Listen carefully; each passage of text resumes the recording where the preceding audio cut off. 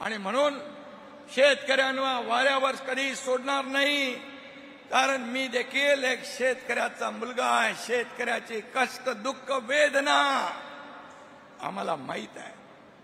आणि म्हणून आज एवढंच आपल्याला सांगतो की आपल्या पूरग्रस्तांची शेतकऱ्यांची दिवाळी काळी होऊ देणार नाही. मदत दिवाळीच्या पूर्वी त्यांना दिली जाईल, हा तुमच्या एकनाथ शिंदेचा शब्द आहे.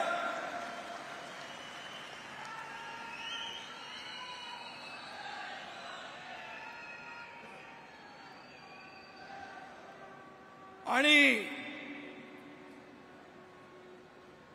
ज्या ज्या वेळेस जिथं जिथं संकट आलं, मग इर्षाळवाडीचं उदाहरण दिलं इथं, कोल्हापूर, महाड, चिपळूण, फलटण, अगदी केरळ, उत्तराखंड, जम्मू काश्मीरमध्ये जेव्हा पहलगाम झालं त्यावेळी तिथल्या लोकांना सुखरूप आणण्याचं काम आपल्या लोकांनी केलं. अगदी नेपाळमध्ये देखील आपल्या इकडचे लोक पर्यटक गेले होते, त्यांना देखील विमानाने इकडे आणण्याचं काम आपल्या शिवसेनेने केलं.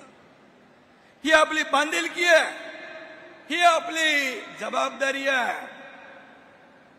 कपड्याची इस्त्री सांभाळला ना आणि व्हॅनिटी व्हॅन घेऊन दौरा करणारा एकनाथ शिंदे नाही. आणि work from home on Facebook live तर करणारा एकनाथ शिंदे नाहीच नाही. शेवटी बांधिलकी आपली आहे. आपत्तीमध्ये घरात बसणारा शिवसैनिक असूच शकत नाही, हा बाळासाहेबांचा शिवसैनिक असूच शकत नाही. आणि म्हणून बाळासाहेब म्हणायचे, संकटात कार्यकर्ता घरात नाही लोकांच्या दारात दिसला पाहिजे. आणि तो आज शिवसैनिक मदत करतोय, खाली हाताने गेला नाही, सोबत सगळं जीवनावश्यक वस्तू सगळं घेऊन गेला. आज तिकडं तो काम करतोय. मला वाटतं तिकडची काही माहिती आली आहे. मला देखील सकाळी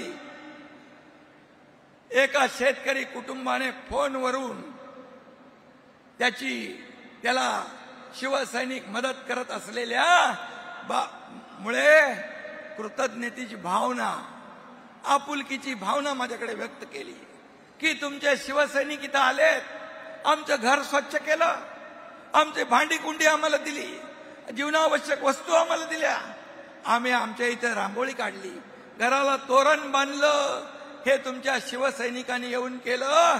मी त्या शिवसैनिकांना मनापासून धन्यवाद देतो. या शिवसैनिकांचा मला सार्थ अभिमान आहे. ते स्वतःचा जीव धोक्यात घालून संकट समयी दुसऱ्याचा जीव वाचवतायत, त्यांना मदत करतायत. हे शिवसैनिक, हे बाळासाहेबांच्या विचारांचे कट्टर शिवसैनिक, धर्मवीर आनंदगे साहेबांच्या विचारांचे कट्टर शिवसैनिक, यांचा मला सार्थ अभिमान आहे.